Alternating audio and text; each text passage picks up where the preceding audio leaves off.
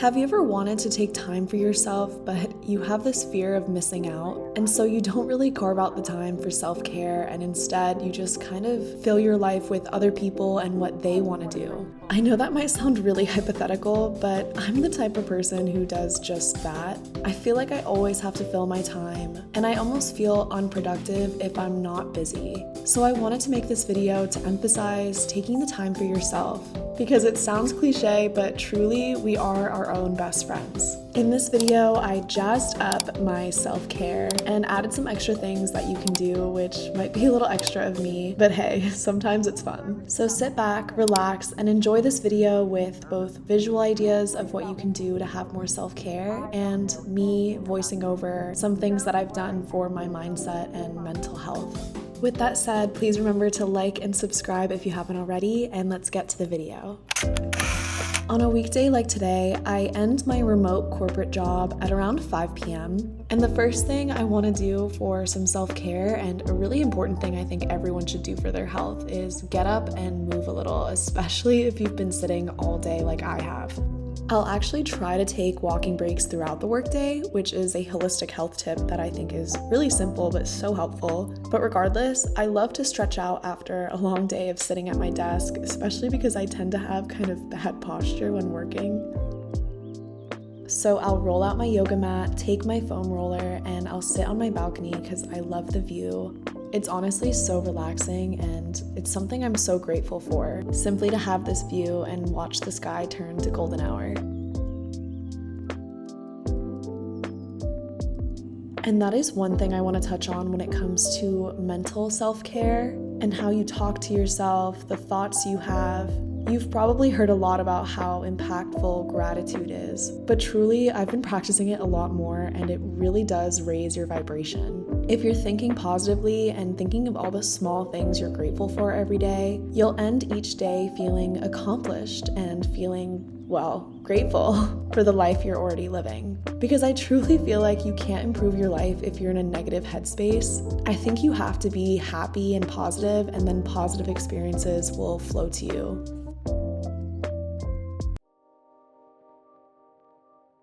Another part of my self-care routine is going outside, getting fresh air, and having the sun on my face. I take probably 2 longer walks a day, usually in the morning and then one right in the evening after work.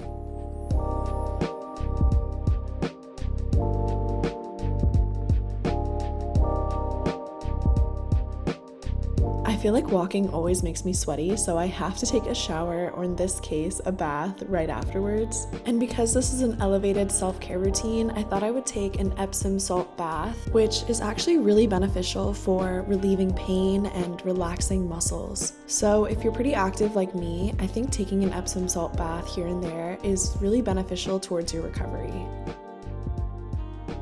I made my bath all pretty for myself. I got myself a book to read, made myself a cup of calming tea, and then also had a cup of grapes. But I love romanticizing small moments of my day. Like, this was actually so therapeutic. I put on a little face mask. I also put my phone on Do Not Disturb so I could be fully present in the moment and just take the time for myself to fully relax. Another mental health activity you can do is positive affirmations. And I mentioned earlier, but watching the way you talk to yourself is so important. I really try never to think or even say out loud self-deprecating comments. If I ever do make fun of myself, it's in a fun, lighthearted, loving kind of way. I put a link in the description to some affirmations you can do, but some of my favorites are: I love myself, I love how goofy I am magnetic, and I'm capable of creating any reality I desire. I feel like it sounds silly, but trust me, it works.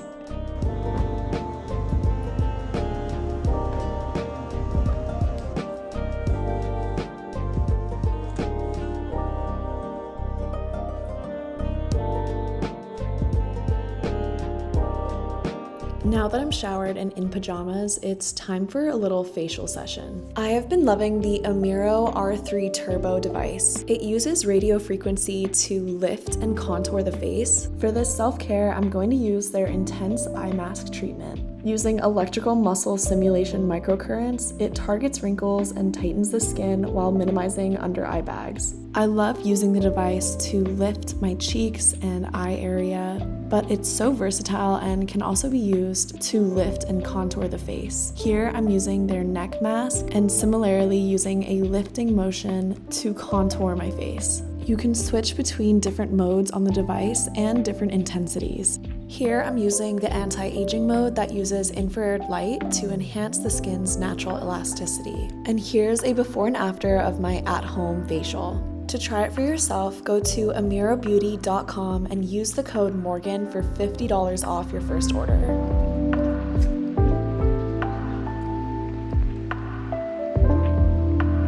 Now that I'm all done with my skincare, it's time to make a cozy dinner. Because it's getting a little cooler out at night, I was craving a soup, so I heated up this tomato bisque soup and made myself a grilled cheese on sourdough. That's another thing I want to touch on really quickly is how food is not only nourishment, it's also nurturance. As in, food can be very nurturing. Obviously, we eat for our health, but food is also so comforting for the soul. And whenever I'm going through a hard point in my life, my therapist has always said to me, it's really important and healthy to eat your comfort foods. So this meal was exactly that, a comforting, self-care kind of meal.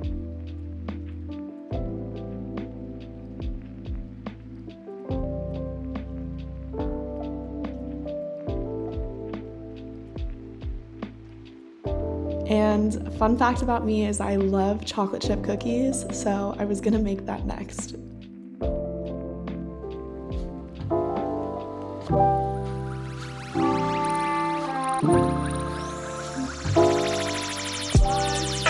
I grabbed myself two and then poured myself a cup of milk and sat down to do some journaling because I'm trying to get into the habit of it. I wrote down my reflections for the day, what went well, what could have gone better, what I was grateful for, and just overall some thoughts and feelings. And I think honestly the hardest part of getting into this habit was thinking I needed to spend so much time on it, but I only really spend about 5 to 10 minutes journaling.